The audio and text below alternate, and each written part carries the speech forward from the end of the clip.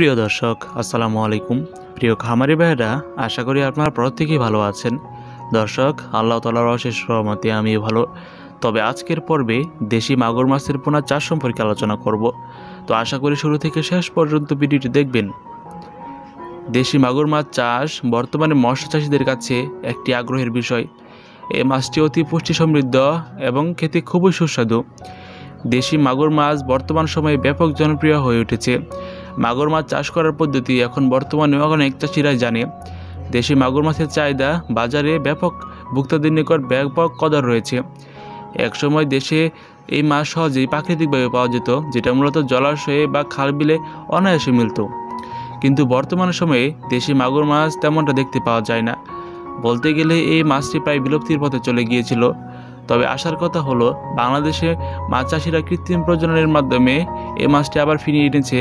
দেশি মাগুর মাছের দাম তুলনামূলক বাজারে অপেক্ষাকৃত বেশি থাকে।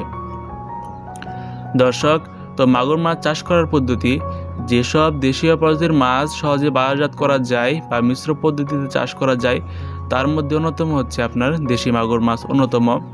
স্বাদে ও পুষ্টি গুণগত মানের বিবেচনায় এই মাছ অতুলনীয়।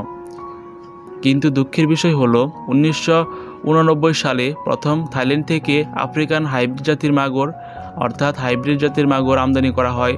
তারপর থেকে মূলত দেশি মাগুর মাছের প্রতি মানুষের নেতিবাচক প্রভাব পড়তে শুরু করে। বিদেশি জাতের মাগুর যে কোনো সময় বা যে কোনো পরিস্থিতিতে পরিবেশে বেঁচে থাকতে পারে এবং কম খরচে অধিক উৎপাদনের ফলে এ মাছ ঝুঁকির সম্মুখীন হয়েছে। দর্শক, তো ভিডিওতে বা স্ক্রিনে যে মাছের পোনাগুলি দেখতে পাচ্ছেন বন্ধুরা, তো এগুলি হচ্ছে আপনার 100% দেশি মাগুর মাছের পোনা, যেগুলি মূলত যে সকল ভাইরা মাগুর মাছ চাষ করেছেন বা চাষ করবেন, তারা ইতিমধ্যে অনেক প্রচার মাধ্যমে বিজ্ঞাপনে বা ইউটিউবে আপনি দেখে থাকবেন দেশি মাগুর মাছের রং কেরম। তো সেটাই হচ্ছে এগুলি হচ্ছে আপনার 100% কোয়ালিটি সম্পন্ন। যে সকল বৈশিষ্ট্য বা সিমটম লক্ষ্য করা যায়, সেগুলি বৈশিষ্ট্য সম্মিলিত হচ্ছে।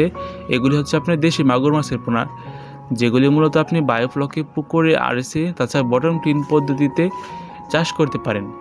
দর্শক ভাইরা, তো মাগুর মাছ চাষ করতে চাইলে আমাদেরকে অবশ্যই ভালো মানের একটি পুকুর নির্বাচন করতে হবে। তাছাড়া দেশি মাগুর মাছ মিশ্রভাবে চাষ করার ক্ষেত্রে আমাদেরকে অবশ্যই ভালো মানের একটি পুকুর নির্বাচন করতে হবে।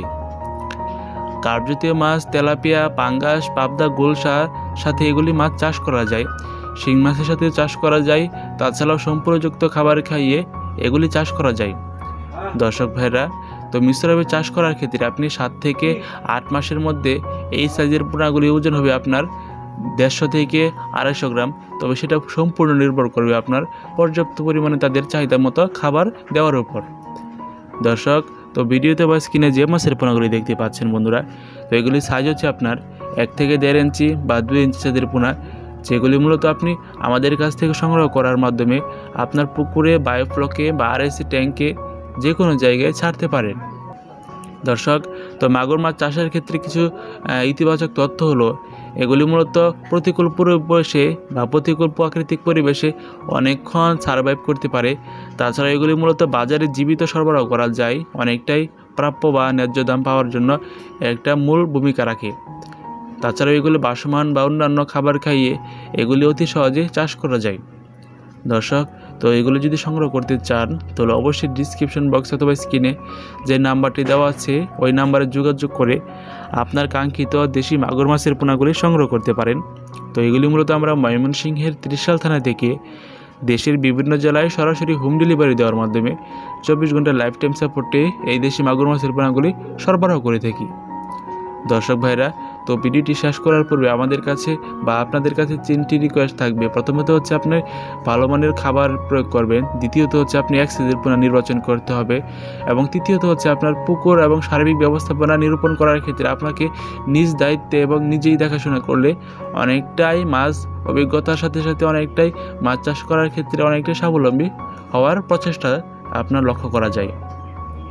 দর্শক, তো ভিডিওটি যদি ভালো লেগে থাকে অর্থাৎ মাগুর মাছের পোনাগুলি সংগ্রহ করতে পারেন বা সংগ্রহ করতে চান, তাহলে অবশ্যই আমাদের সাথে যোগাযোগ করতে পারেন।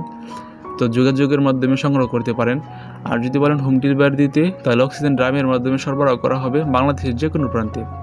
তো দর্শক, পরিশেষে বলি, আপনারা যারা আমাদের চ্যানেলে নতুন দর্শক বা নতুন ভিজিটর, অবশ্যই চ্যানেলটিকে সাবস্ক্রাইব করে রাখবেন। আর ভিডিওটি ভালো লাগলে অবশ্যই একটি লাইক দিবেন এবং আপনার মূল্যবান মতামত বা অভিমত শেয়ার করার জন্য কমেন্ট বক্সে রেখে যেতে পারেন, যাতে করে আমি ধারণা পেতে পারি পরবর্তী ভিডিও কী নিয়ে আনা উচিত আপনাদের স্বার্থে। দর্শক, আপনারা ভালো থাকবেন। আসসালামু আলাইকুম রহমতুল্লাহি ওয়া বারাকাতুহু।